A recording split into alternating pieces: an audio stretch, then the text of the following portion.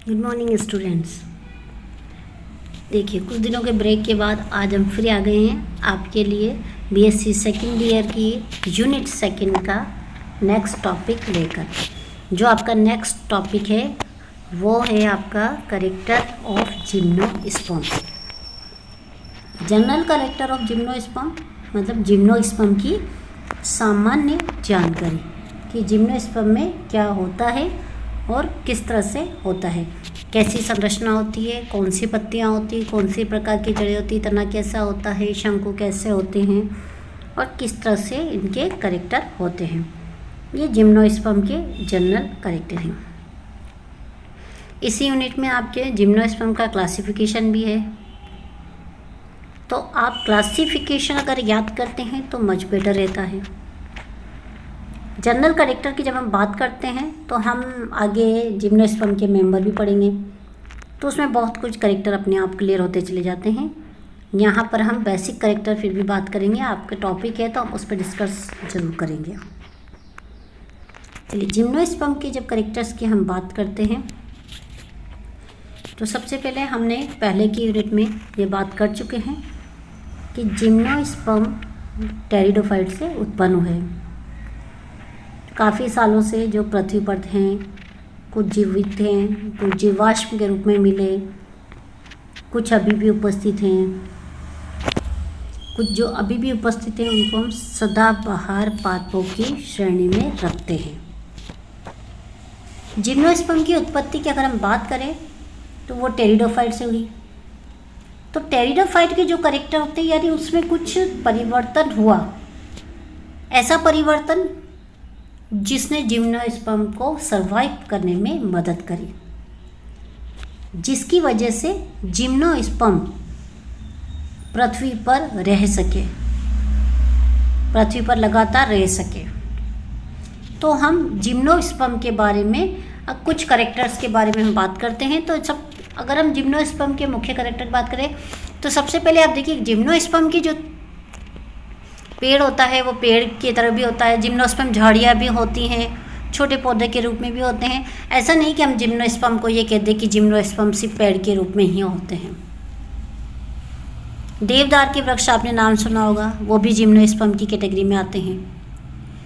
तो हम ये नहीं कह सकते कि जिम्नोस्पर्म केवल पेड़ ही होते हैं, कुछ क्लाइंबर्स भी होते हैं इसमें।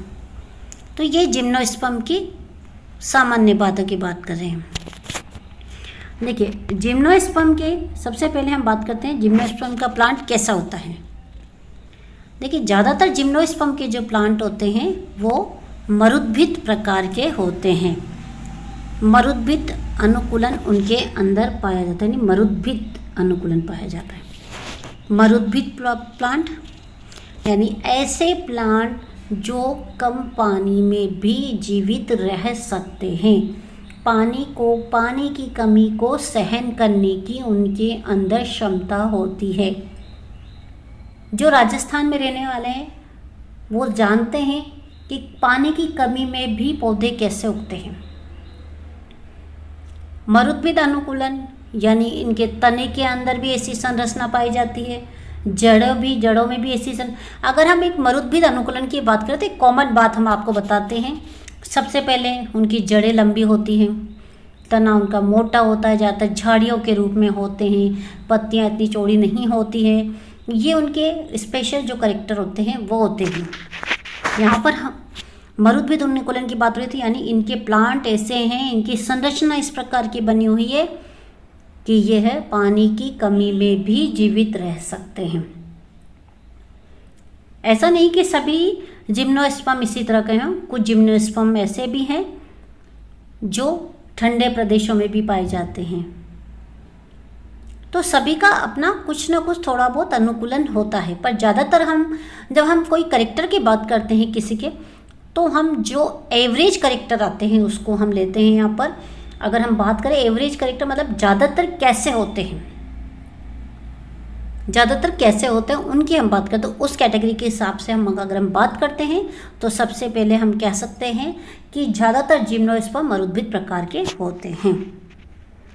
ये जिम्नोस्पर्म की एक विशेषता होती है कि जिम्नोस्पर्म किस प्रकार के होते हैं। जिम्नोस्पर्म के प्लांट की हम बात करते हैं कि जिम्नोस्पर्म का प्लांट कैसा होता है। देखिए, जिम्नोस्पर्म के प्लांट की हम बात करते हैं तो ज़्यादातर इसका तना मोटा होता है। उस पर देखिए, जैसे जैसे शुरुआत में जब जिम्नोस्पर्म पृथ्वी पर आए तो जिम्नोस्पर्म में शाखाएं बहुत कम थी, ब्रांचेस, जिसको हम कहते हैं ब्रांचेस बहुत कम थी। लेकिन डेवलपमेंट होता चला गया और फिर इसमें ब्रांचेस बनती चली गई। अब जब आप अपने इसके इसी उसमें सिलेबस में पढ़ेंगे तो आप सबसे पहला मेंबर पढ़ते हैं साइकस की अगर हम बात करते हैं तो इसमें शाखाएं बहुत कम होती है। खजूर का पेड़ देखा, आप सभी ने देखा ही होगा खजूर का, आप सबने सुना ही होगा, पंछी को छाया नहीं फल लागे अति दूर, सुना ही होगा सभी ने।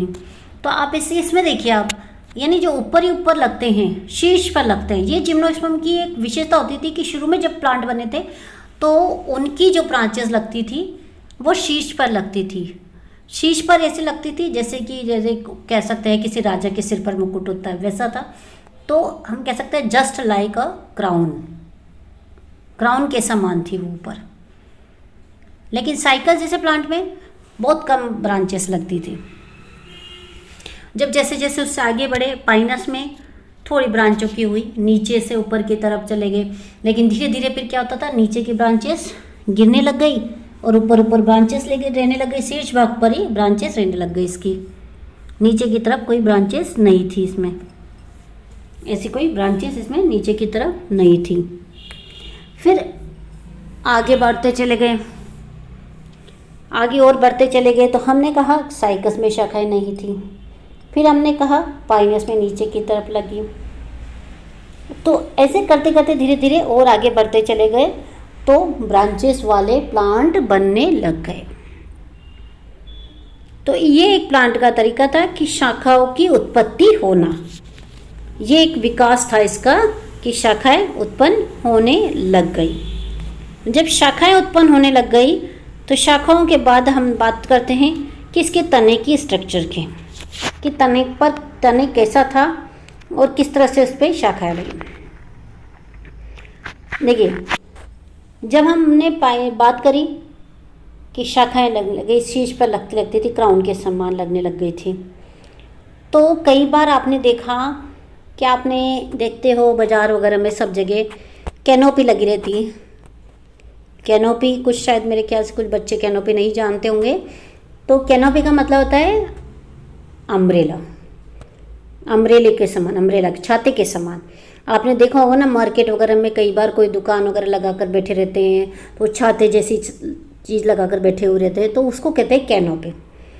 तो कुछ प्लांट ऐसे थे जिनमें जो ब्रांचेस लगी वो कैनोपी के समान भी लगी, वो था टैक्सस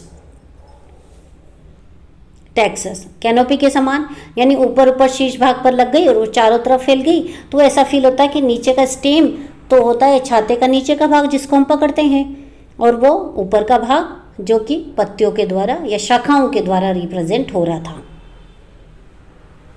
तो ये था शाखाओं का लगना, धीरे धीरे डेवलपमेंट की तरफ बढ़ना। पहले नहीं थी, नई से फिर धीरे धीरे बनने लगी और फिर बहुत ज़्यादा बनने लग गई। पाइनस का जो तना था, जिम्नोस्पर्म का तना था, उस तने की अगर हम बात करें तो ज़्यादातर जिम्नोस्पर्म का जो तना होता है मोटा होता है। आप ज़्यादातर है ना, कई बार ऐसे तने देखते होंगे उस पर छोटे छोटे स्पॉट्स बने हुए रहते हैं। कई बार देखे होंगे आपने ऐसे कई प्लांट, कई ऐसे तने देखे होंगे जिनके ऊपर छोटे छोटे स्पॉट, धब्बे जैसी संरचना बनी हुई रहती हैं। तो वो धब्बे क्या हैं? धब्बे क्या होते हैं? धब्बे होते हैं शल्की पर्णों के निशान होते हैं, यानी इसकी पत्तियां, इसके तने पर कई बार छोटी छोटी पत्तियां निकल जाती हैं जो इनको कवर्ड करे हुए रहती हैं। और ये जब तना बड़ा होता है तो ये पत्तियां गिर जाती हैं और उनके निशान वहाँ पर बने रह जाते हैं, तने पर बने रह जाते हैं। तो इसीलिए इनका तना इस प्रकार का आपको दिखाई देता है। तना मोटा होता है लेकिन उन पर छोटे छोटे वो दिखाई देते हैं, निशान देते हैं। तो इस तरह से इनके तने का भी डेवलपमेंट हुआ, शाखाओं का भी डेवलपमेंट हुआ। जब डेवलपमेंट हो रहा है तो इसी डेवलपमेंट में तनों का, शाखाओं का डेवलपमेंट की जब बात कर रहे हैं तो एक वो डेवलपमेंट था जो जिम्नोस्पर्म में हुआ, वो था नोड व इंटरनोड का बनना। नोड व इंटरनोड क्या होते हैं? देखिए, हम कोई तने की संरचना बनाते हैं, सपोजिंग ये तने की संरचना है, ये दूसरा पार्ट, ठीक है, ये दूसरा पार्ट, ये हमने ये एक तने की हम संरचना बना रहे हैं। ये कहलाएंगे नोड और ये इंटरनोड। पर वो पर्व संधि, इनको कहते हैं पर्व व पर्व संधि। यानी तने का जो भाग होता है वो धीरे धीरे इसका और डेवलप होने लगा, उसमें नोड और इंटरनोड बनने लग गए। यानी ऐसी संरचनाएं बनने लगी कि तने का उसमें से निकलने तने और ज़्यादा डेवलप होने लग गई। इन नोड और इंटरनोड की बनने की वजह से शाखाएं और ज़्यादा बनने लग गई। ये डेवलपमेंट बढ़ा और शाखाएं और ज़्यादा बनने लग गई। ये काम हुआ था इफिड्रम के अंदर। इस तरह से नोड और इंटरनोड का बनना ये साबित कर रहा था कि इसका डेवलपमेंट और ज़्यादा होता जा रहा है। यानी तना भी डेवलप हो रहा है, पत्तियाँ भी बन रही है, सब कुछ और ज़्यादा डेवलप हो रहा है, शाखाएं भी बहुत ज़्यादा बनने लगे। जब इंटरनोड और नोड की बात करते हैं तो हमें ये निश्चित है कि शाखाएं भी बनने लग जाती हैं। और इन शाखाओं के बनने से ही ये साबित हो रहा था कि जिम्नोस्पर्म का विकास हुआ है। चलिए, हम जिम्नोस्पर्म की तने की बात कर ली, हमने शाखाओं की बात कर ली, पत्तियों की बात करते हैं। जिम्नोस्पर्म में 2 प्रकार की पत्तियां पाई जाती है, सामान्यतः 2 प्रकार की पत्तियां पाई जाती है, एक सामान्य पत्तियां और दूसरी सुरक्षात्मक पत्तियां जो कि शल की पत्तियां होती हैं। सामान्य पत्तियां इट मीन्स जो प्रकाश संश्लेषण का कार्य करती है, वो पत्तियां जो प्रकाश संश्लेषण का कार्य करती है वो सामान्य पत्तियां होती हैं। और दूसरी पत्तियां जो हमने कहा तने पर उगलती हैं और समय के साथ गिर जाती हैं, वो होती शल की पत्तियां जो केवल सुरक्षा का कार्य करती हैं। जिम्नोस्पर्म में हमने पहले की यूनिट में पढ़ा है कि जिम्नोस्पर्म में गुरु बीजाणुधानी और लघु बीजाणुधानी जैसी संरचनाएं यानी शंकु प्रेजेंट होते हैं, यानी जनन संरचनाएं प्रेजेंट होती है। तो उन जनन संरचनाओं की जो उत्पत्ति होती है वो भी पत्तियों के मध्य होती है। तो उसी के आधार पर जिम्नोस्पर्म में 2 प्रकार की पत्तियां होती है, लघुपर्ण और गुरुपर्ण। इनको लघु बीजाणुपर्ण और गुरु बीजाणुपर्ण भी कहते हैं। सामान्य पत्तियों की हमने बात करी ली, प्रकाश संश्लेषण का कार्य करते हैं। शल की पत्तियां सुरक्षा का कार्य करती हैं। तो ये सब बातें हमने करी ली है कि ये सब काम इनके द्वारा होते हैं, कि ये पत्तियां ये काम करती है, ये वाली पत्तियां ये काम करती है। तो अब हम बात करते हैं कि लघु बीजाणुपर्ण और गुरु बीजाणुपर्ण की, कि वो क्या काम करते हैं। तो अब जब हम बात कह रहे हैं कि जनन अंगों में ये संरचनाएं बनती हैं तो इसका मतलब है काम भी वहीं पर ही होगा।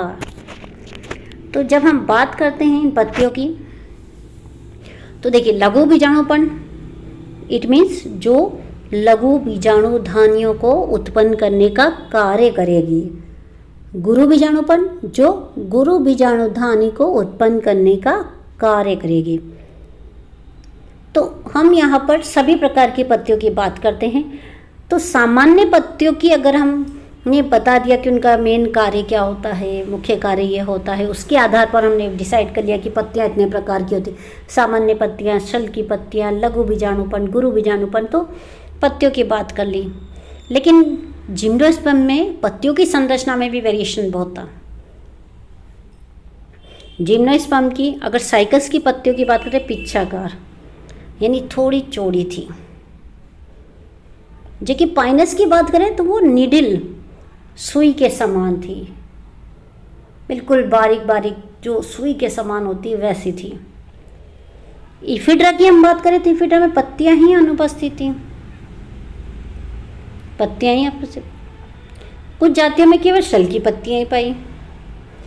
नीटम की पत्तियों की हम बात करें तो द्विबीजपत्री के समान थी। देखिए कितना वेरिएशन मिला। पाइनस की जो पत्तियां थी वो सबसे डिफरेंट प्रकार की थी, निडिल के समान सुई के आकार की पत्ती थी। और जब उनकी संरचना हम उसका एलएस जब हम वो मेंबर पढ़ेंगे तब आप उसका टीएस वगैरह काट के देखते हो तब भी उसकी संरचना में बहुत वेरिएशन नजर आता है आपको, बिल्कुल अलग प्रकार की संरचना होती है। इफिड्रा में नोड इंटरनोड तो बन गए लेकिन पत्तियां बहुत कम बनी, पत्तियां अनुपस्थित थी, लेकिन वो उसका जो उसमें शाखाएं बहुत ज़्यादा निकलती थी। और इफिड्रा की जो शाखाएं होती थी वो बहुत हरी होती थी, लगातार शाखाएं निकलती रहती थी, तो वो हरे रंग की ज़्यादा होती थी। तो इसीलिए प्रकाश संश्लेषण का कार्य भी तने के द्वारा ही होने लग गया। अब शल की पत्तियों की हम बात कर ही चुके हैं कि शल की पत्तियां क्या होती हैं। द्विबीजपत्री पादपों के समान होती है, तो ये जब हम एंजियोस्पर्म पढ़ेंगे तब आपको बताएंगे कि क्या होती है द्विबीजपत्री पत्तियां। यहाँ पर हम सिर्फ ये बताना चाहेंगे कि आपको कि नीटम की पत्तियां द्विबीजपत्री के समान होती है। उससे आगे हम बात करते हैं कि अब किस तरह से इनकी पत्तियों की बात हो गई है, तने की बात हो गई है, शाखाओं की बात हो गई है, तो चलो थोड़ा रूट की भी बात कर लेते हैं कि जिम्नोस्पर्म में रूट कैसी होती है। अगर हम जिम्नोस्पर्म की रूट की बात करते हैं तो सामान्यतः टैप रूट पाई जाती है, मूसला जड़ जिसको आप कहते हैं। तो मूसला जड़ का इसमें जीवन बहुत छोटा होता है, उससे दूसरी जड़ें निकलती हैं जिन्हें अवस्थानिक जड़ें कहते हैं। देखिए हमने कहा शुरू में मरुद्भिद पादप की तरह होता है, इसका मतलब है कि इसमें जड़ें बहुत ज़्यादा पाई जाएंगी तभी तो चारों तरफ फैलेगी, तभी यह पानी को एब्जॉर्ब करने का काम करेगी, तभी ये कम पानी में भी अपना काम चला पाएगी। तो इसका मतलब है जड़ें ज़्यादा बनती, और जब ज़्यादा की बात करेंगे तो अपस्थानिक जड़ों का नाम सबसे पहले आता है। मूसला जड़ इसका मतलब जो सबसे एक सिंगल जड़ होती है जो मेन रूप से सीधी सीधी आगे बढ़ती जाती है, लेकिन जो साइड में जड़ें उगती हैं उन्हें अपस्थानिक जड़ें कहते हैं। तो ये इसकी जड़ों की खास बात थी और उसी की वजह से ये मरुद्भिद के लक्षण दर्शाता था। साइकस की जड़ें जो होती है उसे कोरिलेट रूट भी कहते हैं, क्योंकि और उन जड़ों के अंदर नील हरी शैवालें पाई जाती हैं। नील हरी शैवालों का पाया जाना ये साइकस की जड़ों की विशेषता थी। और पाइनस की जड़ों में कवक पाई जाती थी, कवक मतलब फंजाई पाई जाती थी। ये पाइनस की जड़ों की विशेषता होती है। जब आप इनके मेंबर पढ़ते हैं तब भी आपको ये बातें याद रखनी पड़ती है, और कई बार ये आपके पूछा भी जाता है कि कौन सी जड़ कहाँ या कौन से मेंबर में कैसी जड़ पाई जाती थी। चलिए आगे हम बात करते हैं इसके वेस्कुलर सिस्टम की और कुछ इंटरनल स्ट्रक्चर की। जिम्नोस्पर्म का जो तना था, जिम्नोस्पर्म में जो तना होता है संयुक्त समपार्श्वी अंत आदिद्रव्य प्रकार का संवहन तंत्र पाया जाता है। अभी आप इसको यहाँ पर समझ लीजिए कि एक प्रकार का इस प्रकार का संवहन तंत्र था जिसमें जाइलम ऐसे फ्लोएम में आप है, ठीक है, यानी ये तो था आपका जाइलम और ये पड़ता है आपका फ्लोएम, इस तरह का तो ये पाया जाता था। और अंतः आदिद्रव्य यानी अंदर की तरफ जाइलम होता था। ये इस तरह की एक संरचना होती है। आपको वेस्कुलर सिस्टम का एक सुपरफिशियल आपको डायग्राम बना के मैं आपको भेज दूंगी, उससे आपको पता लग जाएगा कि किस तरह की कौन सी संरचना होती है, ठीक है। तो ये जो संयुक्त संपर्शिम, इसमें कुछ विशेषता टेरिडोफाइट की थी, कुछ विशेषता एंजियोस्पर्म की भी थी। इसका मतलब ये प्रूफ कर रहा था कि ये दोनों के बीच की कड़ी बन रहा है। जिम्नोस्पर्म के तले में इस तरह का वेस्कुलर सिस्टम पाया जाना ये प्रूव कर रहा था कि इसके अंदर ऐसी जिम्नोस्पर्म के तले में रेजिल कैनाल भी पाई जाती है। रेजिल कैनाल मतलब ऐसे जिसमें गोंद वगैरह निकलता, वो कैनाल रेजिल कैनाल की। पाइनस में भी रेजिल कैनाल टेनिन कैनाल पाई जाती है। अब देखिए जिम्नोस्पर्म के तने में फ्लोएम के अंदर सहकोशिका नहीं पाई जाती है, लेकिन कुछ इसके अपवाद होते हैं। तो उन अपवाद के आधार पर हम ये बात कहते हैं कि हम कॉमन बात करते हैं। कुछ अपवाद, जब आप साइंस पढ़ रहे हैं तो अपवाद की बात हमेशा रखेंगे, अपवाद हमेशा होंगे। हमारी लाइफ में भी अपवाद होते हैं कुछ ना कुछ। पूरी फैमिली में हम कहते हैं कि हमारी पूरी फैमिली में सब बहुत सीधे हैं, पर ये एक ही है जो बहुत बदमाश है। तो ये अपवाद हुआ ना। अपवाद हर जगह उपस्थित होते हैं तो पेड़ों में भी होंगे। तो कुछ ऐसे मेंबर होते हैं जो अपवाद के रूप में उपस्थित होते हैं, जैसे नीटम, इफिड्रा, वेल्वेशिया, ये इसके मेंबर थे जो कि अपवाद के रूप में कार्य करे थे। द्वितीयक वृद्धि, सेकेंडरी ग्रोथ भी इसमें पाई जाती है जिम्नोस्पर्म में। सेकेंडरी ग्रोथ का मतलब है कि भाई जब हम पादप की लंबाई तो बढ़ जाती है, लेकिन जो मोटाई बढ़ने का काम होता है ना, वो द्वितीयक वृद्धि के द्वारा होता है। यानी अभी आप सिर्फ इतना समझ लीजिए कि द्वितीयक वृद्धि मीन्स मोटाई बढ़ना। तो मोटाई तो बढ़ रही थी, मोटा मोटा तना था, तो इसका मतलब द्वितीयक वृद्धि थी, 100% थी उसमें द्वितीयक वृद्धि। तो द्वितीयक वृद्धि भी इसमें उपस्थित थी। इसकी जड़ों की बात करते हैं तो इसकी जड़ों में अरीय प्रकार का, अरीय का मतलब होता है जाइलम फ्लोएम, जाइलम फ्लोएम, यानी ये जाइलम है तो ये फ्लोएम है, फिर ये जाइलम है और ये फ्लोएम, ऐसे अल्टरनेट रूप से। अरीय का मतलब संवहन, यानी ऐसा संवहन तंत्र जिसमें जाइलम फ्लोएम अल्टरनेट रूप से उपस्थित होते थे। ये इस प्रकार का संवहन तंत्र होता था। बाकी इसकी जो आंतरिक संरचना थी, हमने कहा पहले मरुद्भिद है, तो मरुद्भिद के समान हो जाती है, जिनमें रंध्र भी पाए जाते हैं। रंध्र कहाँ पर उपस्थित होंगे? मरुद्भिद है तो ये सब जो संरचना उपस्थित होना, मरुद्भिद के समान संरचना होना, ये सब जिम्नोस्पर्म में उपस्थित थी। ठीक, जिम्नोस्पर्म की अगर हम पादप की बात करें तो जिम्नोस्पर्म का पादप बीजाणुभिद कहलाता है। क्यों बीजाणुभिद इसलिए कहलाता है क्योंकि जो जिम्नोस्पर्म की, हम पहले भी बता चुके हैं कि जिम्नोस्पर्म की प्रत्येक कोशिका 2n प्रकार की होती है, द्विगुणित अवस्था में रहती है। इसलिए जिस प्लांट की मेन पादप 2n अवस्था में होता है उसे बीजाणुभिद कहा जाता है, और जो पादप बीजाणुभिद अवस्था में, इसका मतलब उसकी कोशिकाएं 2n अवस्था में होती है। चलिए, अब जब हम बात यहाँ पर आ गए हैं तो हम यहाँ पर अब इसके इतनी बात जब हमने कर ली, तब इसके शंकु की भी बात हम करेंगे, रिप्रोडक्टिव ऑर्गन की बात करेंगे। हमने जड़, तना, पत्तियाँ सब की बात कर ली है, तो जनन अंगों की क्यों छोड़ेंगे? जनन अंगों की भी हम बात करेंगे। जनन अंगों के बारे में हम पिछले यूनिट में बात कर चुके हैं कि इसमें शंकु जैसी संरचना पाई जाती है जिम्नोस्पर्म में।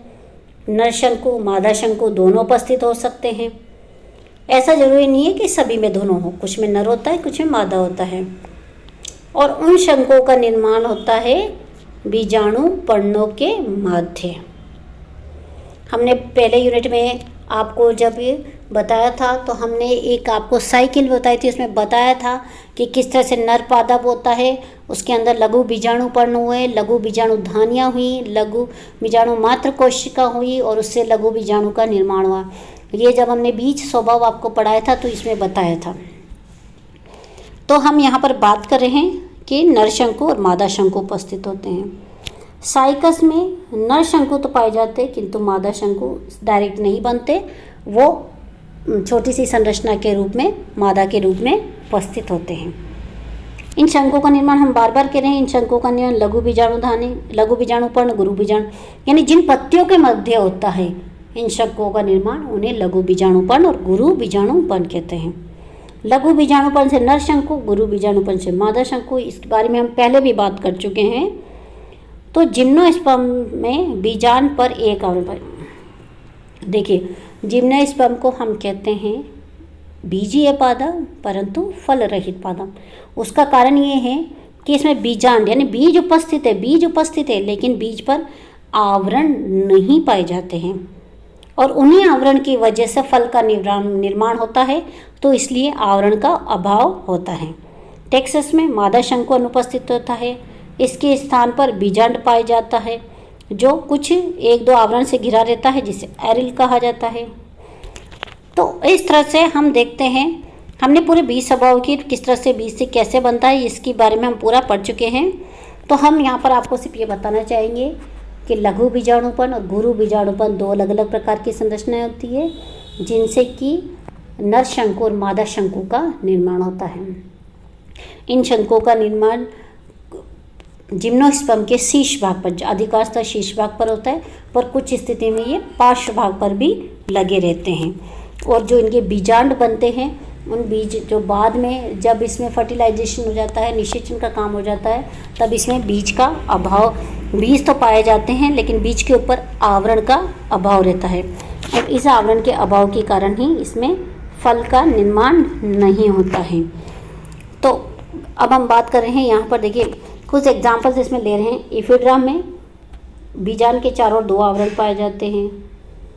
गुरु बीजाणु मात्र कोशिका, लघु बीजाणु मात्र कोशिका, ये हम पहले भी बात कर चुके हैं कि जब हम नरशंकुओं की बात करेंगे, बीजाणु पर्णों की, तो उनके अंदर जो कोशिकाएं होंगी उन्हें धानियाँ कहेंगे, और धानियों से जो गुरु बीजाणु मात्र कोशिका, लघु बीजाणु मात्र कोशिका का निर्माण होगा, और इन्हीं कोशिकाओं से आगे गुरु बीजाणु और लघु बीजाणु का निर्माण होता है।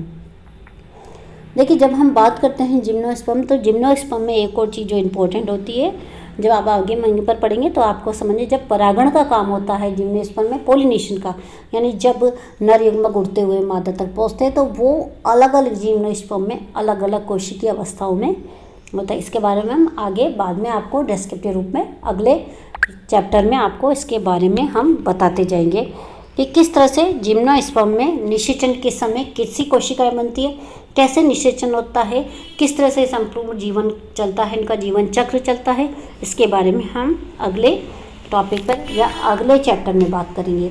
अभी हम इसी यूनिट का ये टॉपिक जिम्नोस्पर्म की जो जनरल कैरेक्टर है उसको यहाँ पर आपको फिनिश करते हैं। नेक्स्ट टॉपिक में हम इवोल्यूशन ऑफ जिम्नोस्पर्म, यानी किस तरह से, कौन सी चीज़ से कैसे जिम्नोस्पर्म का उद्भव हुआ, इसके बारे में हम बात करेंगे।